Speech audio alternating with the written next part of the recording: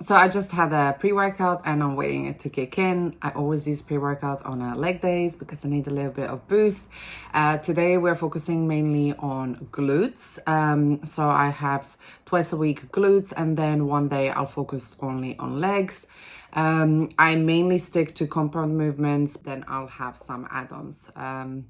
So yeah, let's train together. So before we start our workout, let's warm up our muscles. On the beginning of your sessions, you always want to use dynamic stretches or resistance bands instead of static stretches, because they can weaken your muscles, and that is not what we want to do before we start our training. So I've done 20 repetitions of each of these warm-ups, and I already start feeling my glutes.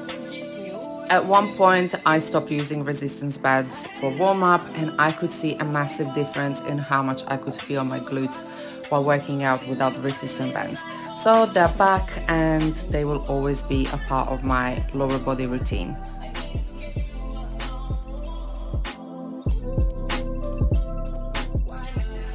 My first exercise is usually always hip thrust, and I'm not going that heavy at the moment because my focus is to really engage my core through the whole movement, and I notice if I'm going heavier that my core is not that engaged.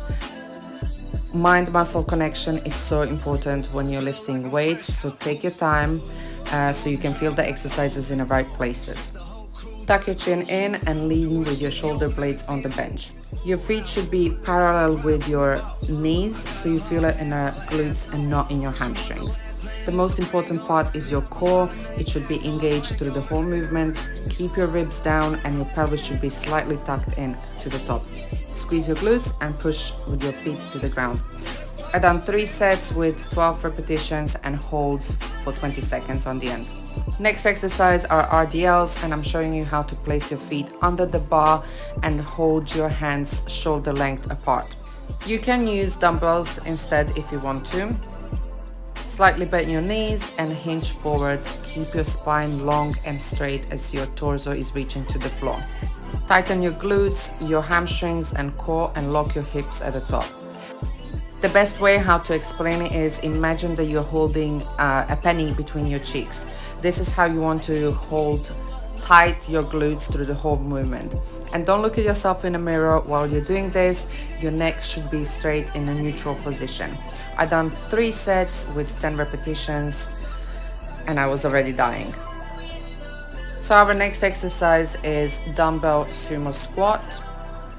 Grab a heavy dumbbell and open your legs wide. Bend your knees and your toes should slightly point outwards. It's important to hold your core tight while you're performing this movement, and your lower back should have a neutral arch with chest out. Pause and exhale when you're pushing back up. You really want to drive with your glutes up and not just with your legs. I don't go all the way up because I feel my glutes a little bit better like that.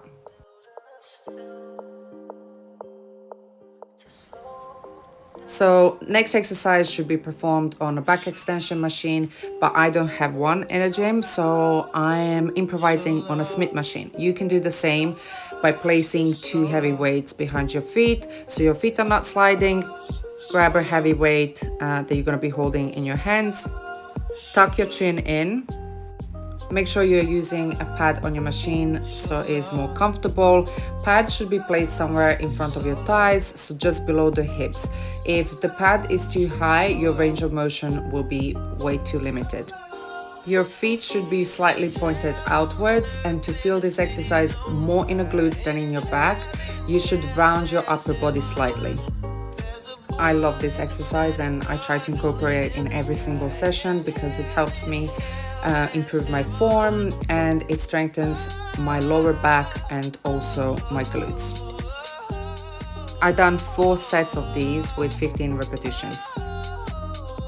And this is our last exercise, cable kickbacks. As in every other exercise that we had by now, brace your core and maintain the tension through the sets. This will keep you from overarching your back and prevent you from the bad posture. So bend your knees slightly and bend in your hips. Make your glutes do the work. Don't just swing with your leg backwards like you're kicking into something. Really squeeze these glutes as hard as you can and hold the tension in your glutes.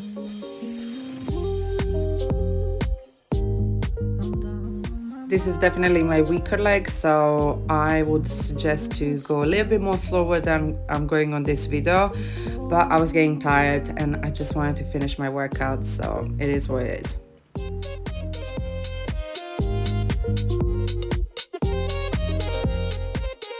I done 3 sets of 12 repetitions and that was it. I was done.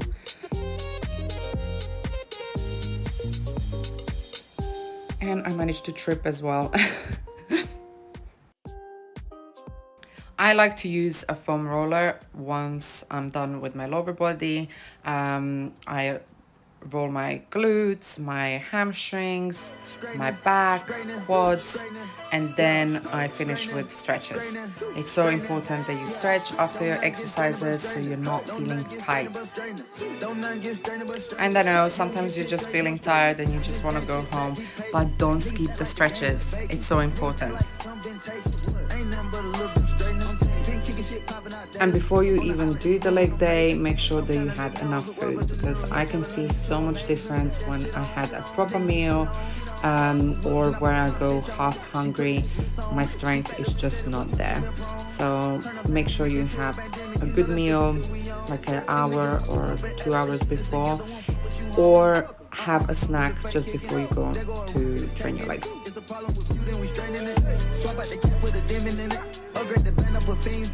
I got some shit that you seen with you. We're running shit back at the scene tinted. We gonna get straightening, yeah. Straightening, yeah. Don't not get strained but straightening. Don't not get strained but straightening. Don't not get strained but straightening. You don't get shit straight, you don't straighten it. So I just finished my training and I made myself a protein shake because I was starving. Like, this workout exhausts me so much. I was planning to do cardio as well after this, but it was just way too much. So we're leaving the cardio for tomorrow. If you like this video, save it, use it for the next time. You know how YouTube works. Subscribe and let's stay connected. I'm gonna post more this kind of workouts so you guys can use it. And also go and check my brand, Storm Curves London, for all the girls that like to look good and feel still comfortable while they're working out. There's a discount code 35%, so on your first purchase, use it, try it, let me know what you think, and I'll see you next time.